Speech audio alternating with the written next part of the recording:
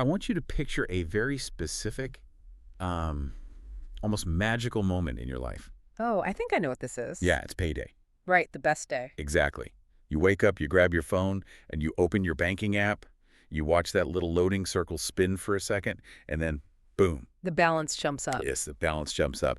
And it is this immediate, just massive rush of relief. Oh, absolutely. It feels like the oxygen has finally been pumped back into the room. Totally. You feel wealthier, more secure, maybe even, I don't know, a little invincible in that exact split second. We naturally breathe a huge sigh of relief when we see those replenished resources, because the pressure of making ends meet just lifted. But, and this is big, but according to the source material we are diving into today, that exact moment, that split second of relief and power, might actually be the absolute most dangerous moment for your wallet. Which is such a counterintuitive thought. Right? It is a moment of pure, unguarded vulnerability. And the damage starts happening way faster than you think. So much faster. So, welcome to the deep dive. Today, we're unpacking a really fascinating conceptual note for a video. It's titled, The 15-Second Rule, How to Stop Being a Financial Sleepwalker. It's a brief text, honestly. It is, yeah, very concise. But it packs a massive punch regarding human behavior. Oh, totally. The author highlights this huge behavioral gap that we rarely talk about. Right. Our mission today is to decode exactly what happens in our brains the moment that money arrives, analyze the very real dangers of what the text calls financial sleepwalking, and, well, uncover the specific antidote the source provides. Because we tend to think of wealth building as like a math problem, just numbers on a spreadsheet. Yeah, budgets and percentages. Exactly. But this text forces us to look at it as a psychological battlefield. It exposes the vast canyon between our long-term intentions and our immediate, almost biological actions. Okay, let's unpack this, because the text makes a very specific and honestly terrifying claim right out of the gate. The 15 seconds. Yes. It says this critical moment happens the second a paycheck hits your account, and your brain starts making poor decisions within 15 seconds. It sounds extreme, I know. I have to call a timeout here and push back on that a little. 15 seconds sounds like an exaggeration for, like, YouTube clicks. You think it's just clickbait? Come on. Am I really losing all my financial logic before the banking app even closes? It's like walking into a grocery store when you're starving. Right. Suddenly everything looks like a good idea. Exactly. Yeah. You go in for milk and leave with, I don't know, 3 boxes of cookies and a frozen pizza. But still, 15 seconds. Nobody is buying a sports car or taking out a second mortgage on a whim in 15 seconds. Well, what's fascinating here is the underlying evolutionary biology of sudden abundance, which explains why that tiny time frame is actually entirely realistic. Really, biological. Yeah, the text isn't arguing that you are, finalizing a major real estate transaction in 15 seconds. It's talking about an invisible, instantaneous mindset shift. Oh, okay, so it's an internal thing. Exactly. In those first 15 seconds, the mental barriers you've kept up all week, the friction that keeps you disciplined, they completely evaporate. So it's a change in the permission structure, not the physical act of swiping a credit card. Right. Think about the days leading up to payday. You were likely operating with a scarcity mindset. Oh, for sure. Checking the balance before buying coffee. Exactly. You were calculating the cost of gas. You were debating whether you really needed that extra coffee. You were being hypervigilant. Just trying to make it to Friday. Yeah. And the moment that direct deposit clears, your brain registers a massive influx of resources. The relief washes over you. And neurologically, your brain interprets this sudden abundance the exact same way our ancestors interpreted finding a massive source of food after a long, exhausting hunt. Oh, wow. So it's primal. It is. The brain sends a signal saying, the hunt is over, we survived, you can relax your vigilance. The danger is past, so, drop your weapons. Precisely. You don't need to fight anymore. I'll admit, my own 15-second failure is usually something small but telling. What is it? Well, the second I see that balance go up, I'm not booking a luxury vacation, but I will absolutely hit order on a $40 sushi delivery. Ah, the celebratory takeout. Yes, because I suddenly feel rich for 5 minutes. Yeah. And the logic I had an hour prior that I was going to cook the chicken in my fridge just vanishes into thin air. That $40 sushi order is the perfect symptom of the underlying disease the text is diagnosing. Really, it's that textbook. Oh, absolutely. The poor decision the author refers to isn't necessarily the purchase itself. The poor decision is the instantaneous mental shift from I need to be careful to I have plenty. Huh. I have plenty. That's a dangerous thought. It is, because that false sense of security takes root instantly, and it becomes the foundation for every financial mistake you make over the next few days. Because the brain has been tricked into thinking the hard work is done. You survived the scarcity, so now you deserve the reward. You've earned it, right? Right. And because this shift happens so rapidly, literally within 15 seconds, people who aren't actively prepared for it fall into a very specific state of vulnerability. Which brings us to the archetype the author talks about. Yeah, if this sudden abundance drops our guard, what does the actual damage look like? Because it's clearly not a sudden explosion of wealth destruction. No, it's insidious. The text explicitly introduces the concept of financial sleepwalkers to describe this exact state. Financial sleepwalkers. Yeah, it contrasts them with successful people, noting that these sleepwalkers passively let their money disappear. Here's where it gets really interesting. When I read the word sleepwalker, an image immediately pops into my head. Here's the image. It's not a violent bank heist. It's not someone actively taking a sledgehammer to their own finances with massive malicious purchases. Right, it's quiet. Exactly. Yeah. It's more like a leaky faucet in a house where everyone is fast asleep. You aren't actively trying to sabotage yourself. You're not trying to go broke. Right. You aren't waking up saying, I want to be broke by the 28th of the month. You are simply unconscious to the drain. The text says they let it disappear. That implies a lack of resistance rather than, active spending. Right.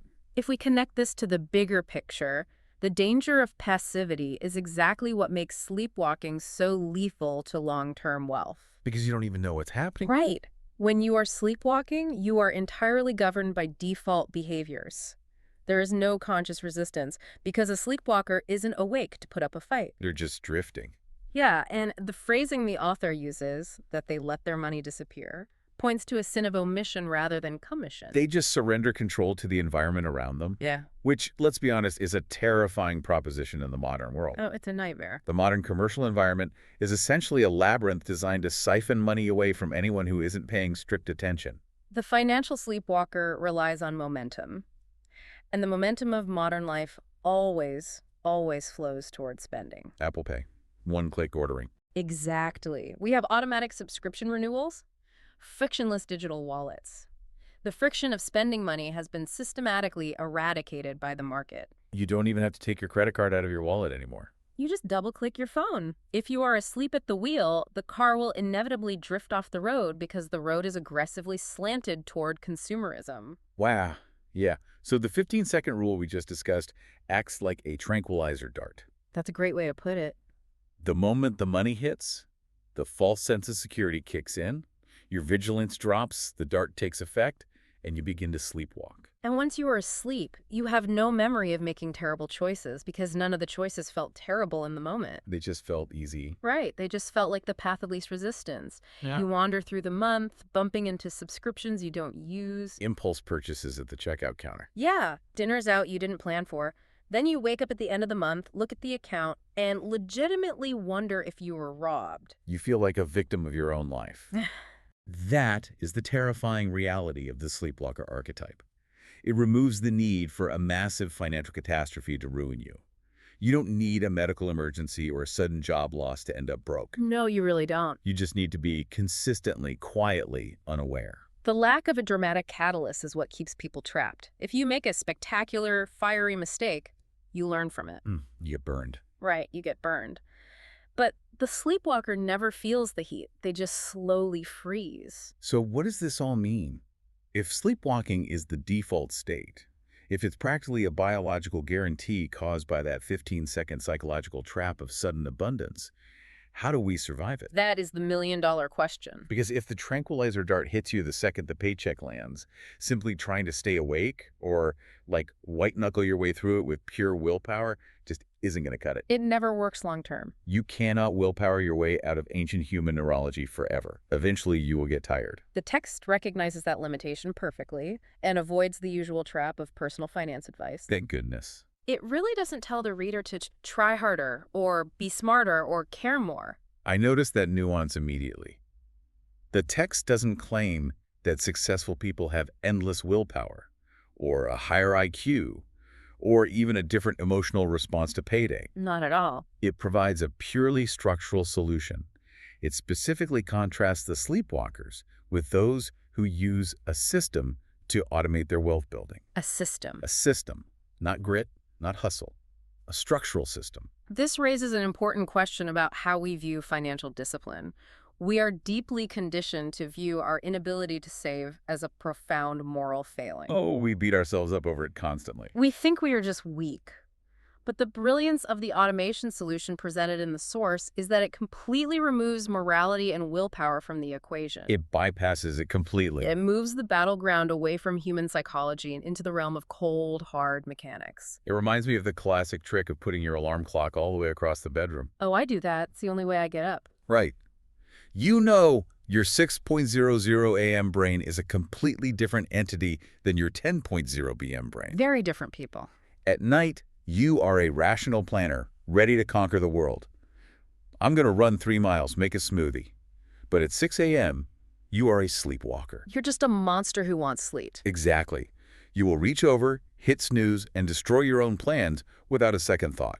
Yeah. You don't trust your sleepy morning brain, so you build a system that forces the outcome you want. You are intentionally outsmarting your future self. Yes. By implementing an automated financial system, you are essentially acknowledging that human error is inevitable, so you bypass the human entirely. You take a tranquilizer dart entirely out of the equation. Boom. Done. If the system is automated, it doesn't matter what my brain does in those first 15 seconds after the paycheck hits. I can feel the sudden abundance. I can experience the drop in vigilance. I can even want the $40 sushi. Go ahead and want it. Right, because the system has already acted. The system acts as your financial consciousness. A portion of that money has already been routed to savings or investments or debt payoff before your brain even registers the total balance. It's just gone, in a good way. The money you need to build your future is already secured, safely locked away from your own impulsive tendencies. It stays awake so you don't have to. That is the magic of it. That is incredibly liberating, because fighting yourself is exhausting. If every single payday requires you to consciously fight off the illusion of wealth, eventually you are going to lose. You will. You're human. You'll have a brutal day at work, or you'll be running on zero sleep, or you'll just feel like you deserve a treat and the sleepwalking will begin. And there goes the budget. But an automated system doesn't get tired. It doesn't care if you had a bad day. It doesn't negotiate. It just executes. It creates an impenetrable barrier between your impulses and your long-term goals.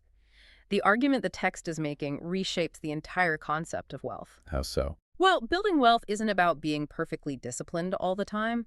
It's about being disciplined exactly once. Once, just when you set it up. Exactly. When you sit down to set up the automated system, you do the work once so that you can afford to be delightfully imperfectly human the rest of the time. You be disciplined once so you can be human the rest of the time. That completely reframes the source material for me. It's powerful. It's not just a warning about a trap. It's a blueprint for an escape hatch. The contrast drawn by the author is stark and unforgiving. On one side, you have the financial sleepwalker. The leaky faucet. Right, passively letting their resources drain away because they are entirely at the mercy of their immediate psychological reactions to sudden abundance. And on the other side. You have the wealth builder, who understands their own biological flaws and has actively engineered their environment to protect themselves from those exact reactions. It's the difference between treading water and hoping you don't eventually drown from exhaustion versus simply building a boat. And once the boat is built, you can actually enjoy the water. The stress of constant vigilance disappears. So to bring this all together and recap the journey we've taken today through this surprisingly deep conceptual note. It really was deeper than it looked. We started with the psychological trap. That incredibly precarious 15-second window when your paycheck hits, your brain floods with the evolutionary relief of sudden abundance, and your long-term logic vanishes. The invisible mental switch that drops your guard. Which leads directly to the chronic danger the text outlines, becoming a financial sleepwalker. Wandering through the mall. Exactly. Not someone who actively destroys their finances with massive malicious purchases, but someone who passively lets their money drain away like a leaky faucet, because they're operating purely on default behaviors in an environment designed to empty their pockets. Surrendering control to the momentum of consumerism. And finally, we uncovered the antidote. The ultimate power move isn't trying to generate more willpower to stay awake, because willpower is a finite resource. You will run out. You absolutely will. It's acknowledging your own human flaws and replacing that willpower with an automated system for wealth building. A structural mechanism that routes your money safely away before your brain even have 15 seconds to make a poor decision. Engineering your environment to outsmart your future impulses. So I want to turn this over to you, the listener. I want you to really reflect on your own payday routine. Take a hard look at it. Think about that exact moment your direct deposit hits and you open that app. Are you relying on your own discipline in that vulnerable 15-second window? Are you trusting your future self? Right. Are you acting on an impulse, maybe wandering into a store or opening a shopping app while you're effectively sleepwalking through a false sense of security? Or have you built a system? Do you have a boat? Is there an automated net ready to catch that money and instantly route it toward your future before you even have a chance to touch it? If I can leave you with a final thought that builds on the profound implications of this text. Please do. We've been talking entirely about money today. But human psychology isn't neatly compartmentalized into financial and non-financial boxes. Right, it bleeds over. If automation removes the chronic stress of financial sleepwalking, what else in your life might be deeply vulnerable to a 15-second rule? Oh, wow. That is a massive question. Think about it. Where else are immediate 15-second impulses overriding your long-term goals? Is it your diet? Oh, the pantry at 10 p.m. Exactly. When you open the pantry, do you lose all your nutritional logic in 15 seconds because the junk food is right there? Yes, I do. Or is it your screen time? When you feel a moment of boredom, does the 15-second impulse to check social media turn into an hour of sleepwalking through a feed? Doom scrolling. Doom scrolling. If the feeling of sudden abundance or sudden boredom can hijack your brain in 15 seconds, where else are you passively letting your time, your energy, or your focus disappear? Just leaking out like that faucet. And more importantly, could an automated system, a hard rule, a structural barrier, a pre-made decision be the secret to waking up in those areas of your life too? Consortably. Next time you look at your phone and you watch that little loading circle spin, ask yourself, in the next 15 seconds, who is really making the decision? You or your impulses?